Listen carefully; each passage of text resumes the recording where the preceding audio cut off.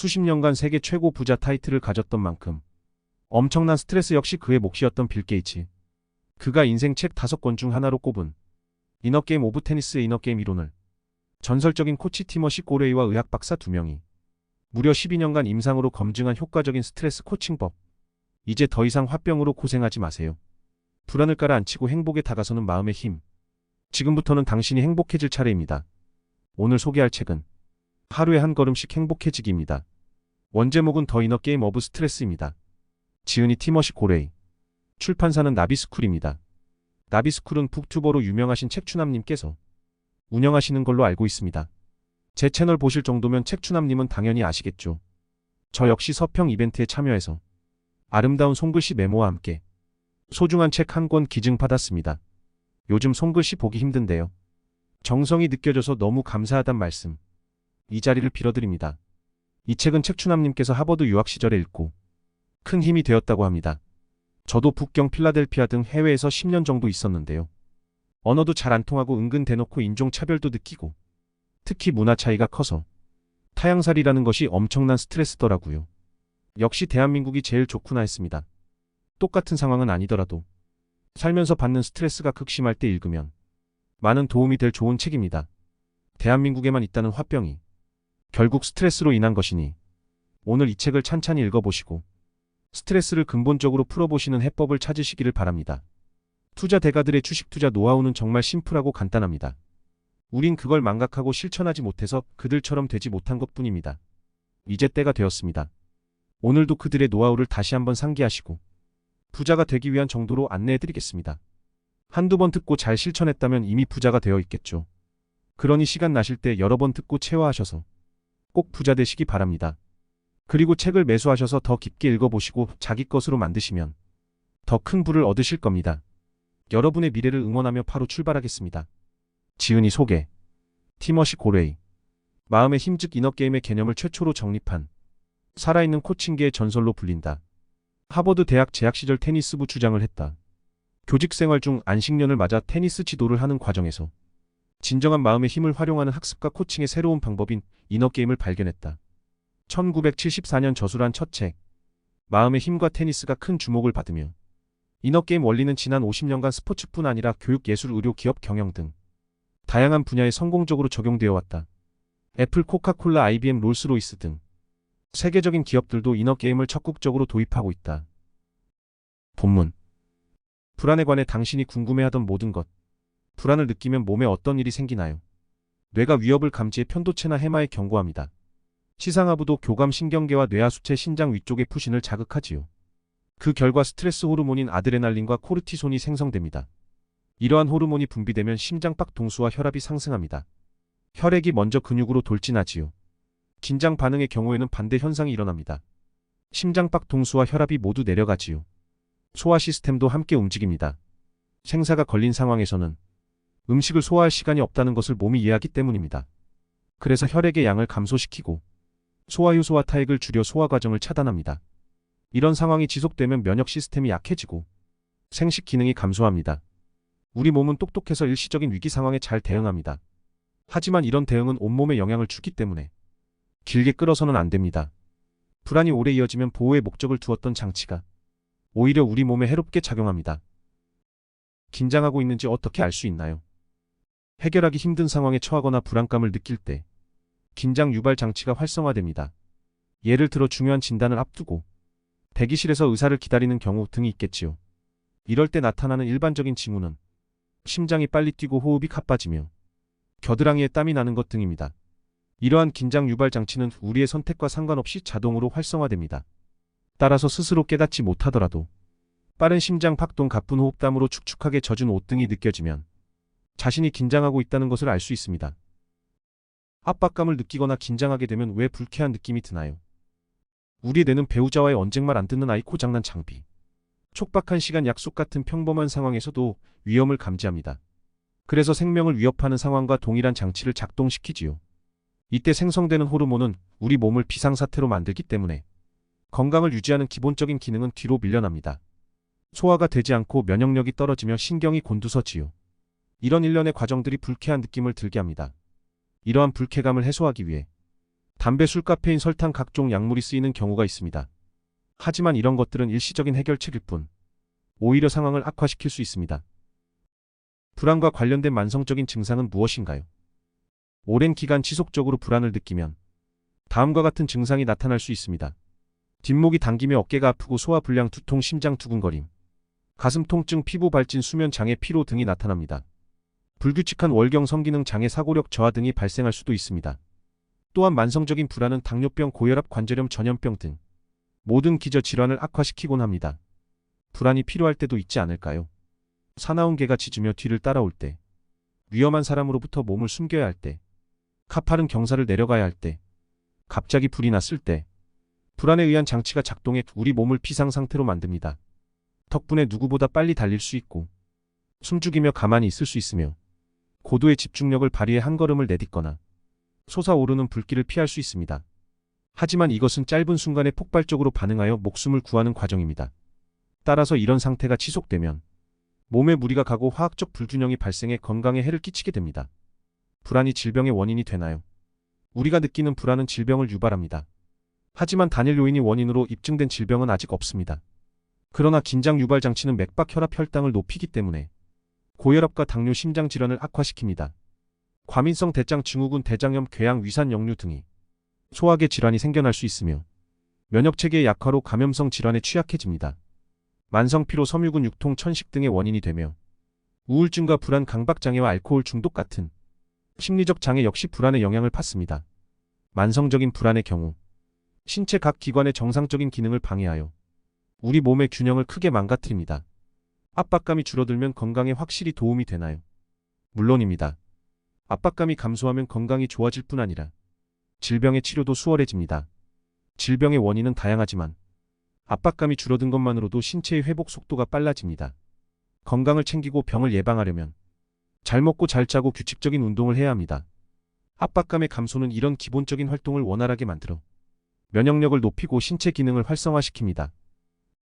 외상 후 스트레스 장애란 무엇인가요? 외상 후 스트레스 장애 즉 PTSD는 극심한 불안을 겪은 뒤 나타나는 지속적인 증상을 말합니다. 사건이 다시 일어난 것처럼 느껴지거나 비슷한 상황과 마주칠 때 두려워지며 때때로 멍해지거나 우울증이 나타나기도 합니다. 전쟁에서 살아남은 군인들에게 죽어가는 전우의 신음소리가 들린다거나 폭력 피해를 입은 여성들이 낯선 남자의 등장에 극심한 몸 떨림을 느끼는 것 등이 그 예입니다.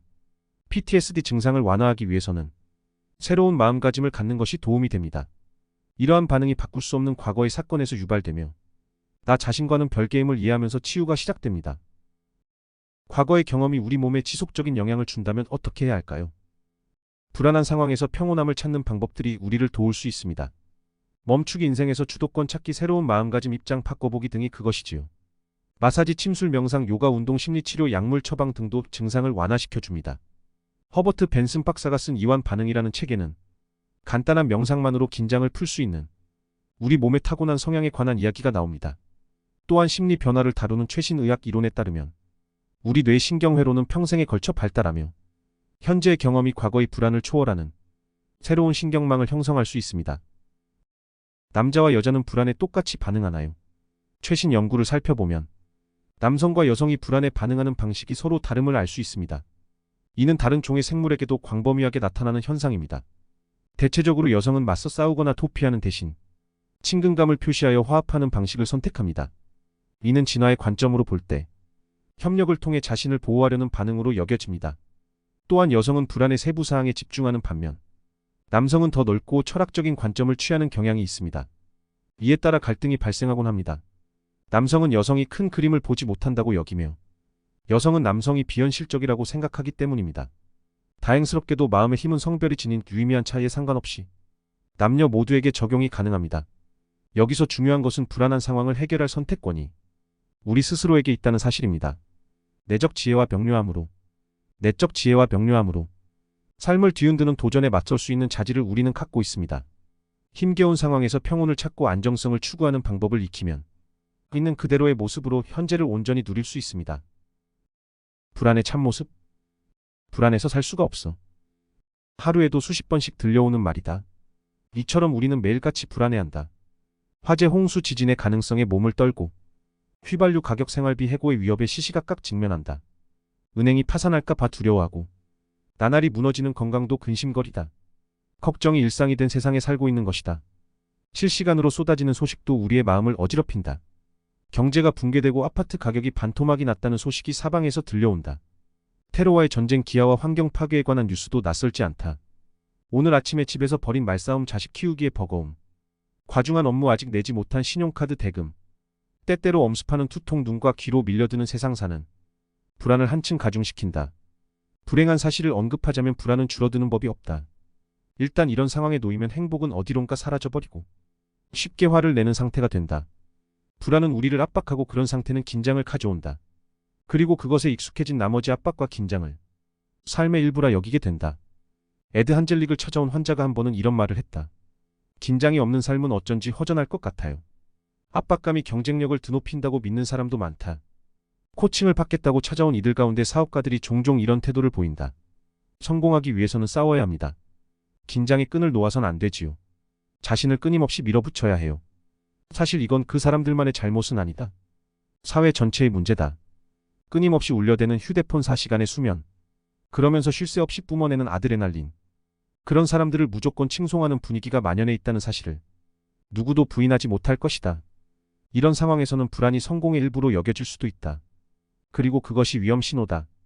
우리의 몸은 행복하고 균형 잡힌 삶을 필요로 한다. 마음도 마찬가지다. 불안은 몸과 마음을 해친다. 일의 능률도 떨어뜨린다. 성과와 불안이 별개라는 사실을 이제는 깨달아야 한다. 압박감? 도전? 우리를 행복에서 멀어지게 만드는 불안이라는 감정은 대체 어떻게 생겨나는 것일까? 무명 선수에서 일약 스타가 된 브라질의 테니스 선수 구스타보 쿠에르텐을 만나보자. 프랑스 오픈에서 극적인 승리를 거뒀을 때 수많은 기자들이 그에게 몰려들었다. 세계적인 선수들을 연거푸 상대했습니다. 경기를 할 때 상당히 긴장했을 텐데요. 그런 압박감을 대체 어떻게 극복했나요? 기자의 질문에 그는 고개를 갸웃거렸다. 압박감이요, 전혀 느끼질 못했는데요. 놀란 기자가 다시 물었다. 무슨 말씀이죠? 그런 상황에서 압박감을 못 느끼다니. 무슨 비결이라도 있나요? 그러자 쿠에르텐이 밝은 얼굴로 대답했다. 시합하는 내내 너무 즐거웠어요. 뛰어난 선수들과 겨룰 수 있어서요. 자꾸 물으시니 생각은 해봤는데 압박감이 어떤 느낌인지 잘 모르겠어요. 그를 둘러싼 기자들에게 압박감이란 현실 그 자체였다. 하지만 쿠에르텐은 달랐다. 그에겐 세계 최고의 선수들과 당당하게 겨룰 기회가 현실이었다. 그는 행복했고 마음껏 코트를 뛰어다녔다. 그런 마음에 불안이 끼어들 여지는 없었다. 하지만 현실을 깨달았을 때 그도 다른 사람들처럼 멈칫했다. 우승 소식이 브라질 전체를 뒤흔들었고 그의 인기는 하늘 높이 치솟았다. 승리에 대한 부담감이 그를 짓누르기 시작했다. 그 후 2년 동안 그는 좀처럼 이기지 못했다. 경기에 나서는 것을 두려워했고 표정은 점점 어두워졌다. 거듭된 패배로 스스로에 대한 기대치가 낮아졌을 때 그는 비로소 마음에서 부담을 덜어낼 수 있었다. 그리고 이듬해 마침내 프랑스 오픈에서 다시 우승했다. 안타까운 사실이지만 현대를 사는 우리는 압박감과 더불어 성장해왔다. 어른들은 아이에게 종종 이렇게 말한다. 좀 더 똑똑해야 해. 어서 빨리 뛰어보렴. 그렇게 뒤처져 있으면 안 돼. 더 많은 기대가 더 좋은 결과를 낳는다고 다들 착각한다. 성공하기 위해서는 압박감이 필수라는 근거 없는 믿음에 우리는 떠밀려 간다. 하지만 압박은 어떤 경우에도 도움이 되지 못한다. 스스로 밀어붙이기를 멈출 때 우리는 행복해지고 비로소 실력을 발휘할 수 있다. 코칭을 위해 회사를 방문하면 임원들이 걱정스레 말을 꺼낸다. 직원들을 다그쳐야 회사가 제대로 굴러갑니다. 다른 자리에서 직원들은 말한다. 어떻게든 무리를 해야 상사에게 인정받을 수 있어요. 여기서 중요한 것은 압박과 도전을 구분하는 것이다. 주어진 일을 잘 해내고 싶다는 마음이 들면 그 상황은 도전이 된다. 도전을 할 땐 불안하지 않고 즐거운 기분이 들며 성공적으로 일을 마무리할 확률이 높다. 그런데 부담을 느끼는 순간 그 일은 압박이 된다. 실패할지도 모른다는 불안함이 스스로를 짓누르는 것이다. 우리가 하는 일이 압박이 아닌 도전이 되어야 하는 이유는 뚜렷하다. 도전을 할 때 우리는 집중할 수 있고 포기하지 않으며 행복을 만끽할 수 있다. 물론 압박을 느낄 때도 열심히 할 수는 있다. 하지만 금세 지치고 제대로 능력을 발휘하기 힘들다. 불안이 몸과 마음을 뒤흔들기 때문이다. 내 안에 있는 두 개의 나. 마음의 힘을 이끌어내어 지금보다 한층 행복해지기 위해서는 다음 두 가지를 기억해야 한다. 하나, 우리에겐 생각 이상으로 훌륭한 마음의 힘이 있다. 둘, 마음의 힘을 가로막고 있는 것은 바로 나 자신이다. 마음의 힘에 대해 내가 제대로 알게 된 것은 하버드를 졸업하고 잠시 시간을 내어 테니스를 가르칠 때였다. 그때 나는 테니스를 치는 사람들의 마음속에 두 개의 나가 있음을 우연히 알아차렸다. 나는 그 두 개의 나에게 셀프1과 셀프2, 즉 판단하는 나와 지켜보는 나라는 이름을 붙여주었다. 내 안에 있는 판단하는 나는 일일이 간섭하고 옳고 그름을 따지고 이런 건 할 수 없다고 스스로를 깎아내린다. 그와 달리 지켜보는 나는 뭐든 자연스럽게 익히고 집중을 잘하며 실수를 하더라도 별로 신경 쓰지 않는다. 지금쯤 눈치를 챘을 것이다. 우리 마음에 자리 잡은 놀라운 힘이 어떤 나한테서 나오는지 말이다. 맞다. 불안이 우리를 괴롭히는 상황에서 안정감을 찾고 행복에 다가서는 비결은 바로 판단하는 나를 내려놓고 지켜보는 나를 발견하는 것이다. 안타깝게도 판단하는 나가 앞쪽에 서면 어떤 일을 해도 우리는 금세 자신감을 잃는다. 테니스를 한번 예로 들어보자. 눈앞에 공이 날아오면 판단하는 나가 마음속에서 수다스럽게 말을 걸어온다. 자, 이제 제대로 자세를 잡아. 왼쪽 발은 앞으로 20cm 정도 내밀고 각도는 15도쯤 바깥으로 틀어야 해. 라켓은 비스듬하게 살짝 잡아주고 공이 눈앞에 오면 정확하게 받아쳐야 해. 자, 공이 왔다. 어서 쳐. 어이쿠, 제대로 치지 못했잖아. 내가 이럴 줄 알았어. 그러게 좀 더 연습을 했어야지. 그런데 지켜보는 나에게 경기를 맡겨두면 마법 같은 일이 벌어진다. 몸에 잔뜩 들어갔던 힘이 빠지고 날아오는 공이 정확하게 눈에 들어오며 굳이 계산을 하지 않아도 언제 라켓을 휘둘러야 할지 저절로 알게 된다. 무엇보다 지켜보는 나는 실수를 할 때조차 즐거운 목소리로 이렇게 말한다. 이번엔 잘못 쳤네. 그럼 어때? 공을 주고받는 게 재미있는 걸. 마음의 힘을 발견하는 일은 판단하는 나의 방해에도 불구하고 지켜보는 나를 찾는 용감한 시도다. 물론 이 과정이 쉽지는 않다.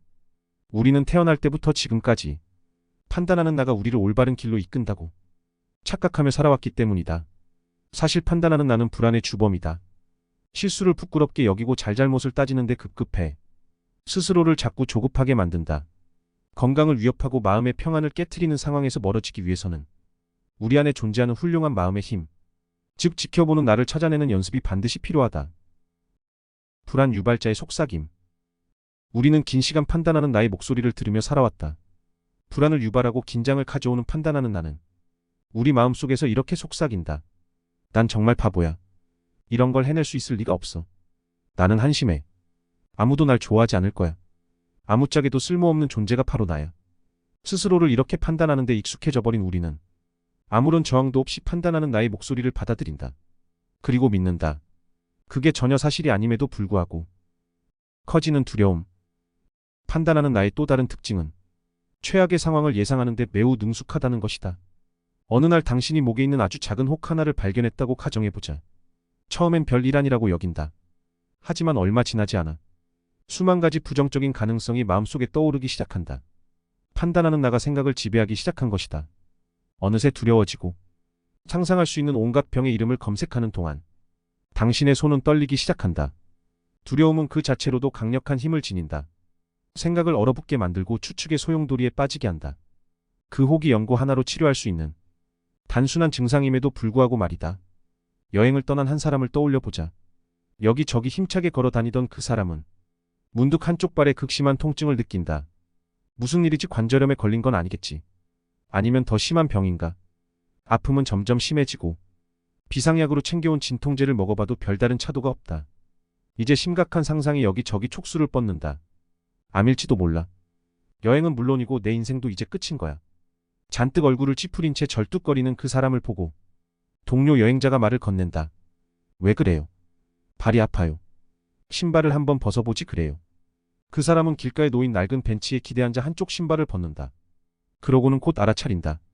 발바닥 아래에 작은 돌 하나가 박혀 있었다는 사실을 말이다. 이어지는 걱정. 걱정은 두려움과 함께 찾아온다. 그리고 걱정이 이어지면 마음속에서 점점 실체를 갖게 된다. 인도의 설화를 들어보자. 어느 마을에 열심히 일하는 농부가 살았다. 그에겐 한 가지 걱정이 있었다. 기르던 노새가 병들어 더 이상 밭을 갈 수 없었던 것이다. 아무래도 노새를 빌리는 게 좋겠어. 이러다가 밭 갈 시기를 놓칠지도 모르니까.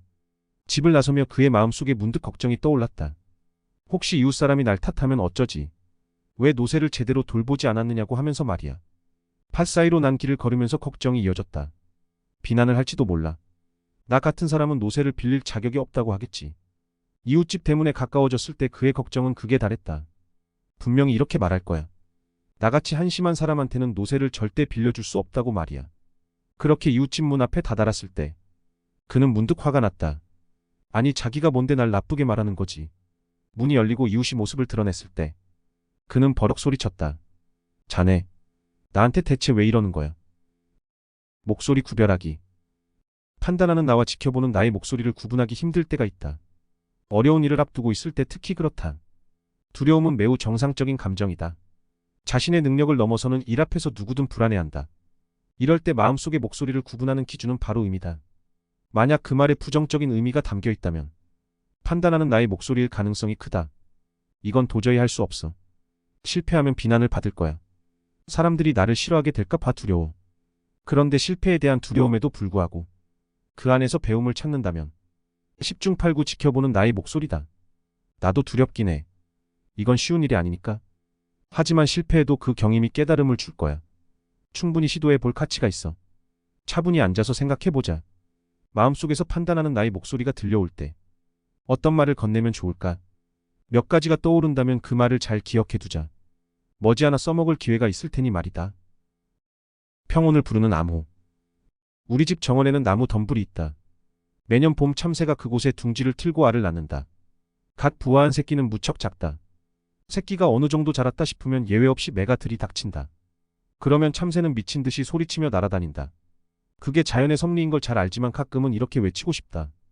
참새들아, 다음 해를 대비해서 작전을 좀 세워보렴. 참새 같은 동물은 본능을 따른다. 그래서 자연의 법칙에 운명을 맡긴다. 하지만 인간에겐 생각하는 힘이 있다. 그래서 더 나은 선택이 가능하다. 그러나 급박한 상황이 닥치면 우리는 종종 무기력한 참새처럼 허우적댄다. 마음의 힘은 우리 마음에 자리 잡은 불안을 깨부술 수 있도록 도와준다. 세미나를 진행하면서 다음 세 가지 행동이 지켜보는 나를 불러내는데 적절하다는 결론을 얻었다. 우리는 이것을 평온을 부르는 암호로 부르기로 했다. 관찰하기, 떠올리기, 구분하기. 세 가지 질문. 답답함을 느낄 때 다음 세 가지 질문에 스스로 답해보자. 1. 이 상황에서 내 힘으로 어찌할 수 없는 것은? 2. 이 상황에서 내 힘으로 바꿀 수 있는 것은? 3. 아직까진 못했지만 앞으로 달라질 수 있는 것은? 다음의 예를 보면 좀 더 이해하기 쉬울 것이다. 증권 중개 일을 하는 친구가 있었다. 그는 몇 년 전 경기 침체로 많은 돈을 잃었다. 그때 자신감도 함께 잃었다. 하루는 그 친구가 나를 찾아와 속 이야기를 털어놓았다. 집에서 온종일 꼼짝도 하지 않고 모니터만 들여다보고 있다고 그는 고백했다. 맘 편히 잠을 잘 수도 없고 오르내리는 주식 시세에 하루에도 몇 번씩 가슴을 졸인다며 괴로워했다. 그저 손실을 만회해야 한다는 생각만 머릿속에 가득했다. 나는 친구에게 세 가지 질문에 대해 말했다. 조금 망설이다가 친구는 조심스레 질문에 대답했다. 1. 이 상황에서 내 힘으로 어찌할 수 없는 것은? 변덕스러운 시장 상황은 내가 어찌할 수 없다. 경기 침체와 세계 경제는 내 힘 바깥의 일이다. 이미 잃은 돈은 내가 어찌할 수 없다. 나를 바라보는 고객의 마음은 어찌할 수 없다. 실패자라고 말하는 마음의 목소리를 어찌할 수 없다. 문득 불안해지는 내 감정을 어찌할 수 없다. 2. 이 상황에서 내 힘으로 바꿀 수 있는 것은? 주식을 언제 사고 팔지에 관한 내 생각을 바꿀 수 있다. 최악의 미래를 상상하는 내 마음을 바꿀 수 있다. 증권을 거래하는 내 능력을 키울 수 있다. 3. 아직까진 못했지만 앞으로 달라질 수 있는 것은? 지금의 상황을 있는 그대로 받아들일 수 있다. 컴퓨터를 잠시 멀리할 수 있다. 주말에 휴식을 취한 뒤 산뜻하게 일터로 돌아올 수 있다. 주식시장과 내 자신을 분리할 수 있다. 부정적인 생각을 줄일 수 있다. 불안정한 시장 상황을 고려할 수 있다. 이미 잃은 돈에 대해 덜 슬퍼할 수 있다. 편안한 마음으로 창의성을 발휘할 수 있다. 세 가지 질문에 답을 하면서 자신의 힘으로 해낼 수 있는 일이 생각보다 많다는 것을 그는 깨달았다. 그리고 기쁜 마음으로 자리에서 일어났다. 세 가지 질문에 답을 하다 보면 내가 어찌할 수 없는 것은 외부적 요인이고 내 힘으로 가능한 건 내부적 요인임을 문득 알게 된다. 지금 처한 상황 때문에 꼼짝없이 갇힌 느낌이 든다면 세 가지 질문을 던져보자. 좋은 결과를 얻을 것이다. 마법 연필. 나는 종종 마법 연필을 사용해 지혜를 구한다. 빈 종이와 필기도구만 있으면 이 방식은 언제나 쓸모가 있다. 조용한 장소에서 편안한 마음으로 마법 연필을 손에 들어보자. 나는 이 시간을 지켜보는 나의 글쓰기라고 부른다. 지켜보는 나의 글쓰기. 1. 고민스러운 상황을 떠올려보자. 어떤 것이라도 상관없다. 올해 5학년이 된 아들이 수학시험에서 50점을 맞았다고 생각해보자. 잠시 시간을 내어 이 상황에서 흔히 나올 법한 일반적인 생각을 적어보자. 판단하는 나의 목소리를 옮겨보는 것이다. 더 이상 생각이 나지 않을 때까지 계속 적으면 된다. 만날 하겠다고 말은 하지만 숙제 한 장 안 하는 게 뻔히 보이더라니. 정말 혼 좀 나야 해. 이러다가 커서 뭐가 되겠어. 요즘 들어 뭐든 제멋대로 하려 든다니까. 단단히 혼을 내줘야지. 이번에 그냥 넘어가면 다음에 또 그럴 거야. 3. 판단하는 나의 목소리를 다 적었다면 잠시 펜을 놓고 쉰다. 그런 다음 다시 펜을 들고 내 안에 있는 지켜보는 나의 목소리를 종이에 담아본다. 이때 손이 가는 대로 쓰는 것이 좋다. 깊이 생각하지 말고 편하게 써 내려가자. 한번 쓴 걸 다시 읽어볼 필요는 없다. 고치겠다는 생각도 하지 말자. 그냥 적으면 된다.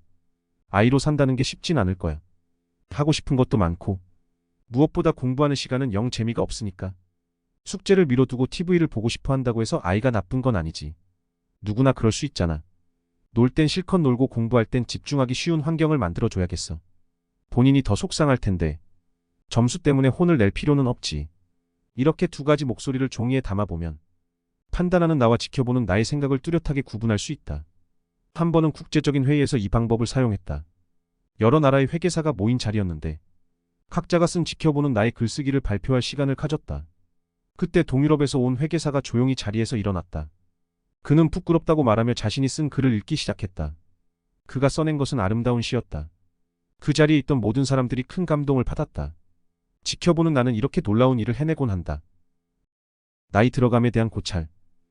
어떤 이들은 나이 들어감에 대해 상당히 거부감을 보인다. 자연스러운 삶의 궤적임에도 불구하고 억지로 젊음을 유지하기 위해 애를 쓴다. 이런 사람들은 50살만 되어도 자신의 전성기는 이제 끝이라며 절망에 휩싸인다. 숫자에 매달리느라 더 중요한 것은 보지 못하는 것이다. 늙어가는 것은 확실히 낯선 경험이다. 결코 오지 않을 것 같던 순간이 어느새 다가온 걸 깨닫는 순간 우리는 종종 우울해진다. 하지만 나이 드는 것이 꼭 손해는 아니다. 나는 예전보다 현명하며 이 지혜를 기꺼이 나눌 수 있다. 스스로에 대해 생각할 수 있는 충분한 시간이 생겼다. 가식 없이 삶을 즐기는 소중한 기회가 되어줄 것이다. 이웃 어른 가운데 90세가 되신 분이 내게 말했다. 나이가 들어서 좋은 건 말이야. 더는 남의 시선을 신경 쓰지 않아도 된다는 거야. 하고 싶은 말도 실컷 할 수 있지.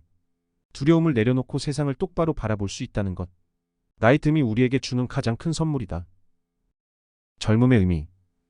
노화는 삶의 일부다. 하지만 진료실을 찾아오는 대부분의 사람들은 나이 듦을 좌절과 실패로 받아들인다. 청춘이 물러간 안타까운 시기로 말이다. 하지만 페넬로페는 남들과 달랐다. 60대 후반인 그녀는 한동안 병을 앓았다. 하지만 건강해지기 위한 노력을 아끼지 않았다. 식이요법을 실천하고 신체 활동을 늘렸으며 적절한 의료적 지원을 받았다. 어느 날 한층 상태가 좋아진 그녀가 말했다. 매일매일이 즐거워요. 저는 아직 젊거든요. 나는 내심 놀랐다. 그리고 젊음의 정의를 다시금 생각하게 되었다. 청춘은 신체의 나이가 아니며 호기심과 열정이 있는 한 언제나 젊음을 유지할 수 있다는 사실을 그녀가 깨닫게 해준 것이다. 삶을 바라보는 태도는 건강과 직결된다. 자녀를 독립시킨 노년층 환자들이 자주 아픈 것을 나는 보았다. 삶의 목적을 잃고 우울감에 휩싸이는 탓이다. 나는 그들에게 단순한 사실을 알려주기 위해 쓴다. 충만한 삶은 나이와 아무런 관계가 없다는 것을 말이다. 80대 나이에도 충분히 적극적인 사람들이 있다. 그런 이들을 관찰하며 나는 기쁨을 느낀다. 때론 100세가 머지않은 환자들도 눈을 반짝이며 내일의 할 일을 계획하곤 한다. 삶은 마르지 않는 샘과 같아서 시간이 지날수록 더욱 깊고 풍부해진다. 그 사실을 깨달을 때 노년의 삶이 더욱 충만해질 수 있다. 투자 대가들의 주식 투자 노하우는 정말 심플하고 간단합니다. 우린 그걸 망각하고 실천하지 못해서 그들처럼 되지 못한 것뿐입니다. 이제 때가 되었습니다. 오늘도 그들의 노하우를 다시 한번 상기하시고 부자가 되기 위한 정도로 안내해드리겠습니다. 한두 번 듣고 잘 실천했다면 이미 부자가 되어 있겠죠. 그러니 시간 나실 때 여러 번 듣고 체화하셔서 꼭 부자 되시기 바랍니다. 그리고 책을 매수하셔서 더 깊게 읽어보시고 자기 것으로 만드시면 더 큰 부를 얻으실 겁니다. 여러분의 미래를 응원하며 바로 출발하겠습니다. 지은이 소개. 본문. 오늘 준비한 내용은 여기까지입니다. 여러분은 오늘 내용을 보고 어떤 생각이 드셨나요? 부자가 되기 위한 재테크 방법은 단 한 가지만은 아닙니다. 여러분의 소중한 의견을 남겨주셔서 건설적인 토론의 장이 되었으면 합니다. 마지막으로 구독, 좋아요, 알림 설정해 주시면 물린 종목 떡상하고 시퍼렇던 계좌가 붉게 타오를 겁니다. 저는 다음에 더 좋은 영상으로 찾아뵙겠습니다. 진짜 부자 채널과 함께 진짜 부자 되세요.